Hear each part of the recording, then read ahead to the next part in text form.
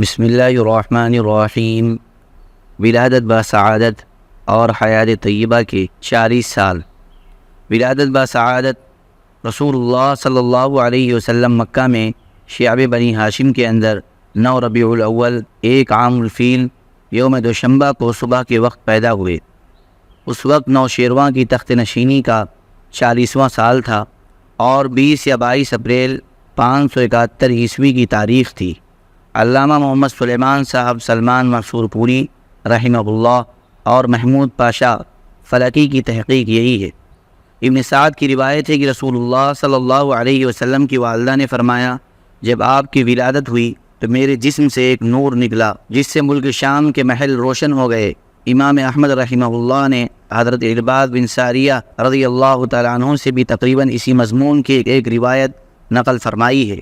بعض روایتوں میں بتایا گیا ہے کہ ولادت کے وقت بعض واقعات نبوت کے پیش خیمے کے طور پر ظہور پذیر ہوئے، یعنی ایوان کسریٰ کے 14 کنگورے گر گئے، مجوس کا آتش کدہ ٹھنڈا ہو گیا، بحیرہ ساوا خشک ہو گیا اور اس کے گرجے منہدم ہو گئے۔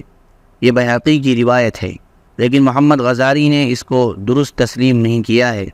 ولادت کے بعد آپ کی والدہ نے عبد المطلب کے پاس پوتے کی خوشخبری بھجوائی۔ وہ شاداں و فرحہ تشریف لائے اور آپ صلی اللہ علیہ وسلم کو خانہ کعبہ میں لے جا کر اللہ تعالیٰ سے دعا کی، اس کا شکر ادا کیا اور آپ کا نام محمد تجویز کیا۔ یہ نام عرب میں معروف نہ تھا، پھر عرب دستور کے مطابق 7ویں دن ختنہ کیا۔ آپ کو آپ کی والدہ کے بعد سب سے پہلے ابو لہب کی لونڈی سویبہ رضی اللہ عنہا نے دودھ پلایا۔ اس وقت اس کی گود میں جو بچہ تھا اس کا نام مسروح تھا۔ سویبہ نے آپ صلی اللہ علیہ وسلم سے پہلے حضرت حمزہ بن عبد المطلب کو اور آپ کے بعد ابو سلمہ بن عبد الاسد مخزومی کو بھی دودھ پلایا تھا۔ بنی سعد میں عرب کے شہری باشندوں کا دستور تھا کہ وہ اپنے بچوں کو شہری امراض سے دور رکھنے کے لیے دودھ پلانے والی بدوی عورتوں کے حوالے کر دیا کرتے تھے تاکہ ان کے جسم طاقتور اور اعصاب مضبوط ہوں اور اپنے گہوارے ہی سے خالص اور ٹھوس عربی زبان سیکھ لیں۔ اسی دستور کے مطابق عبد المطلب نے دودھ پلانے والی دایا تلاش کی اور نبی صلی اللہ علیہ وسلم کو حضرت حلیمہ بنت ابی ذؤیب رضی اللہ عنہا کے حوالے کیا۔ یہ قبیلہ بنی سعد بن بکر کی ایک خاتون تھی۔ ان کے شوہر کا نام حارث بن عبد العزیٰ اور کنیت ابو کبشہ تھی اور وہ بھی قبیلہ بنی سعد سے ہی تعلق رکھتے تھے۔ حارث کی اولاد کے نام یہ ہیں جو رضاعت کے تعلق سے رسول اللہ صلی اللہ علیہ وسلم کے بھائی بہن تھے: عبداللہ، انیسہ، حذافہ یا جزامہ۔ انہی کا لقب شیمہ تھا اور اسی نام سے وہ زیادہ مشہور ہوئیں۔ یہ رسول اللہ صلی اللہ علیہ وسلم کو گود کھلایا کرتی تھیں۔ ان کے علاوہ ابو سفیان بن حارث بن عبد المطلب جو رسول اللہ صلی اللہ علیہ وسلم کے چچیرے بھائی تھے، وہ بھی حضرت حلیمہ کے واسطے سے آپ کے رضاعی بھائی تھے۔ آپ صلی اللہ علیہ وسلم کے چچا حضرت حمزہ بن عبد المطلب بھی دودھ پلانے کے لیے بنو سعد کی ایک عورت کے حوالے کیے گئے تھے۔ اس عورت نے بھی ایک دن جب رسول اللہ صلی اللہ علیہ وسلم حضرت حلیمہ کے پاس سے آپ کو دودھ پلایا۔ اس طرح آپ اور حضرت حمزہ رضی اللہ تعالی عنہ دورے رضاعی بھائی ہو گئے، ایک سویبہ رضی اللہ تعالی عنہ کے تعلق سے اور دوسرے بنو سعد کی اس عورت کے تعلق سے۔ رضاعت کے دوران حضرت حلیمہ نے نبی صلی اللہ علیہ وسلم کی برکت کے ایسے مناظر دیکھے کہ سراپا حیرت رہ گئیں۔ تفصیلات انہی کی زبانی سنیے۔ ابن اسحاق کہتے ہیں کہ حضرت حلیمہ رضی اللہ تعالی عنہ بیان کیا کرتی تھی کہ وہ اپنے شوہر کے ساتھ اپنا ایک چھوٹا سا دودھ پیتا بچہ لے کر بنی سعد کی کچھ عورتوں کے قافلے میں اپنے شہر سے باہر دودھ پینے والے بچوں کی تلاش میں نکلی۔ یہ قحط سالی کے دن تھے اور قحط نے کچھ باقیہ چھوڑا تھا۔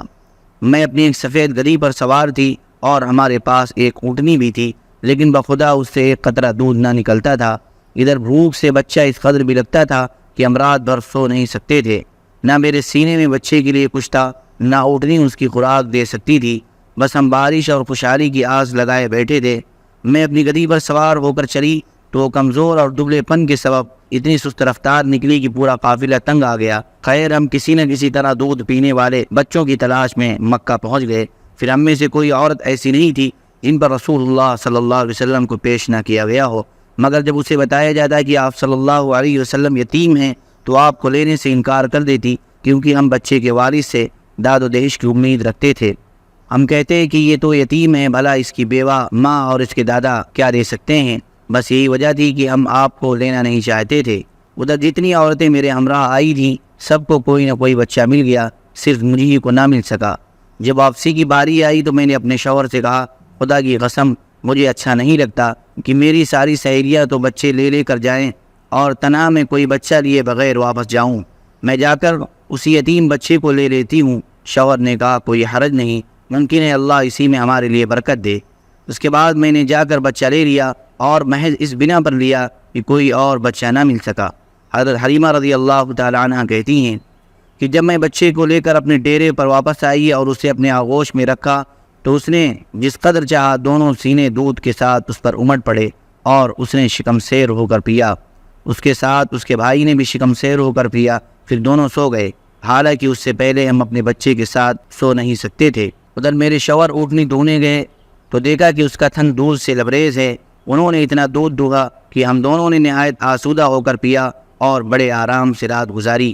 ان کا بیان ہے کہ صبح ہوئی تو میرے شوہر نے کہا، حلیمہ خدا کی قسم تم نے ایک بابرکت روح حاصل کی ہے۔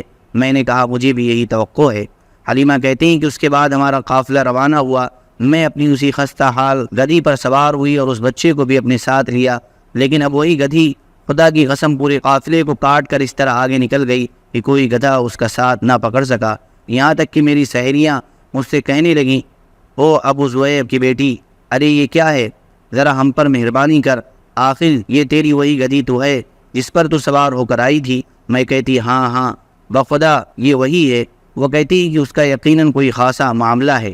پھر ہم بنو سعد میں اپنے گھروں کو آ گئے۔ مجھے معلوم نہیں کہ اللہ کی روئے زمین کا کوئی خطہ ہمارے علاقے سے زیادہ قہر زدہ تھا، لیکن ہماری واپسی کے بعد میری بکریاں چرنے جائیں تو آسودہ حال اور دودھ سے بھرپور واپس آئیں۔ ہم دودھتے اور پیتے، جبکہ کسی اور انسان کو دودھ کا ایک قطرہ بھی نصیب نہ ہوتا۔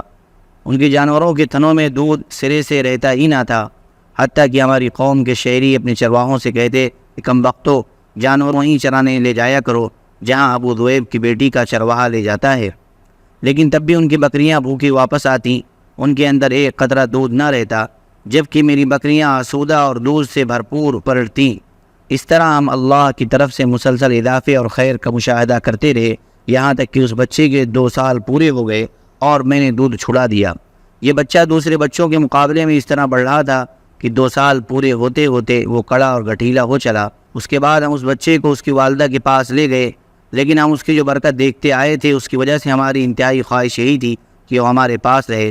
چنانچہ ہم نے اس کی ماں سے گفتگو کی۔ میں نے کہا، کیوں نہ آپ اپنے بچے کو میرے پاس ہی رہنے دیں کہ ذرا مضبوط ہو جائے، کیونکہ مجھے اس کے متعلق مکہ کی وبا کا خطرہ ہے۔ غرض ہمارے مسلسل اصرار پر انہوں نے بچہ ہمیں واپس دے دیا۔ واقعہ شق صدر۔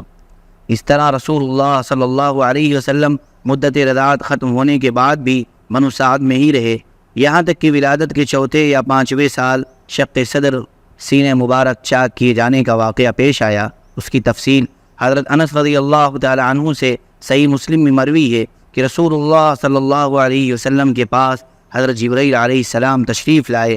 آپ بچوں کے ساتھ کھیل رہے تھے۔ حضرت جبرائیل نے آپ کو پکڑ کر لٹایا اور سینہ چاک کر کے دل نکالا، پھر دل سے ایک لوتھڑا نکال کر فرمایا، یہ تم سے شیطان کا حصہ ہے۔ پھر دل کو ایک تشت میں زمزم کے پانی سے دھویا اور پھر اسے جوڑ کر اس کی جگہ لوٹا دیا۔ ادھر بچے دوڑ کر آپ کی ماں یعنی دایا کے پاس پہنچے اور کہنے لگے، محمد قتل کر دیا گیا۔ ان کے گھر کے لوگ جھٹ پٹ پہنچے، دیکھا تو آپ کا رنگ اترا ہوا تھا ماں کی آغوش محبت میں۔ اس واقعے کے بعد حلیمہ رضی اللہ تعالیٰ عنہ کو خطرہ محسوس ہوا اور انہوں نے آپ کو آپ کی ماں کے حوالے کر دیا۔ چنانچہ آپ 6 سال کی عمر تک والدہ ہی کی آغوش محبت میں رہے۔ ادھر حضرت آمنہ کا ارادہ ہوا کہ وہ اپنے متوفی شوہر کی یاد وفا میں یثرب جا کر ان کی قبر کی زیارت کریں۔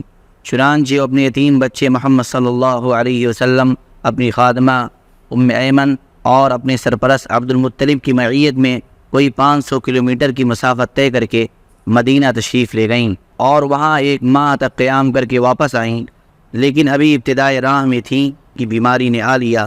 پھر یہ بیماری شدت اختیار کرتی گئی، یہاں تک کہ مکہ اور مدینہ کے درمیان مقام ابوا میں پہنچ کر رحلت کر گئیں۔ دادا کے سائے شفقت میں بوڑھے عبد المطلب اپنے پوتے کو لے کر مکہ پہنچے۔ ان کا دل اپنے اس یتیم پوتے کی محبت و شفقت کے جذبات سے تپ رہا تھا، کیونکہ اب اسے ایک نیا چرکا لگا تھا جس سے پرانے زخم کریت دیے تھے۔ عبد المطلب کے جذبات میں پوتے کے لیے ایسی رقت تھی کہ ان کی اپنی سلبی اولاد میں سے بھی کسی کے لیے ایسی رقت نہ تھی۔ چنانچہ قسمت نے آپ کو تنہائی کے جس صحرا میں لا کھڑا کیا تھا، عبد المطلب اس میں آپ کو تنہا چھوڑنے کے لیے تیار نہ تھے، بلکہ آپ کو اپنی اولاد سے بھی بڑھ کر چاہتے اور بڑوں کی طرح ان کا احترام کرتے تھے۔ ابن ہشام کا بیان ہے کہ عبد المطلب کے لیے خانہ کعبہ کے سائے میں فرش بچھایا جاتا، ان کے سارے لڑکے فرش کے ارد گرد بیٹھ جاتے، عبد المطلب تشریف لاتے تو فرش پر بیٹھتے۔ ان کی عظمت کے پیش نظر ان کا کوئی لڑکا فرش پر نہ بیٹھتا، لیکن رسول اللہ صلی اللہ علیہ وسلم تشریف لاتے تو فرش پر ہی بیٹھ جاتے۔ ابھی آپ کم عمر بچے تھے، آپ کے چچا حضرات آپ کو پکڑ کر اتار دیتے، لیکن جب عبد المطلب انہیں ایسا کرتے دیکھتے تو فرماتے، میرے اس بیٹے کو چھوڑ دو، بخدا اس کی شان نرالی ہے۔ پھر انہیں اپنے ساتھ اپنے فرش پر بٹھا لیتے، اپنے ہاتھ سے پیٹھ سہلاتے اور ان کی نقل و حرکت دیکھ کر خوش ہوتے۔ آپ کی عمر ابھی 8 سال 2 مہینے 10 دن کی ہوئی تھی کہ دادا عبد المطلب کا بھی سائے شفقت اڑ گیا۔ ان کا انتقال مکہ میں ہوا اور وہ وفات سے پہلے آپ صلی اللہ علیہ وسلم کے چچا ابو طالب کو، جو آپ کے والد عبداللہ کے سگے بھائی تھے، آپ کی کفالت کی وصیت کر گئے تھے۔ شفیق چچا کی کفالت میں ابو طالب نے اپنے بھتیجے کا حق کفالت بڑی خوبی سے ادا کیا، آپ کو اپنی اولاد میں شامل کیا، بلکہ ان سے بھی بڑھ کر مانا، مزید اعزاز و احترام سے نوازا، 40 سال سے زیادہ عرصے تک قوت پہنچائی، اپنی حمایت کا سایہ دراز رکھا، اور آپ ہی کی بنیاد پر دوستی اور دشمنی کی مزید وضاحت اپنی جگہ آ رہی۔ روئے مبارک سے فیضان بارہ کی طلب۔ ابن عساکر نے جلحمہ بن عرفتہ سے روایت کی ہے کہ میں مکہ آیا، لوگ قحط سے دوچار تھے۔ قریش نے کہا، ابو طالب وادی قحط کا شکار ہے، بال بچے کال کی زد میں ہیں، چلیے بارش کی دعا کیجیے۔ ابو طالب ایک بچہ ساتھ لے کر برآمد ہوئے۔ بچہ ابر آلود سورج معلوم ہوتا تھا، جس سے گھنا بادل ابھی چھٹا ہو۔ اس کے ارد گرد اور بھی بچے تھے۔ ابو طالب نے اس بچے کا ہاتھ پکڑ کر اس کی پیٹھ کعبہ کی دیوار سے ٹیک دی۔ بچے نے ان کی انگلی پکڑ رکھی تھی۔